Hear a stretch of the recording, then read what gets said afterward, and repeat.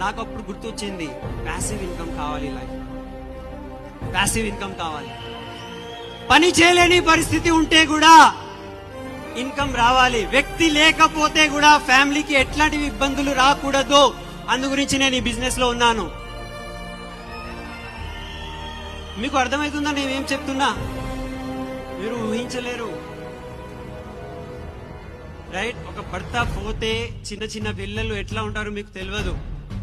ఇవాళ మా సిస్టర్ మాతోనే ఉంటుంది, 3 పిల్లలు ఉన్నారు. మాకు వీళ్ళిద్దరు, వాళ్ళు 3, 5 పిల్లలు ఉన్నారు.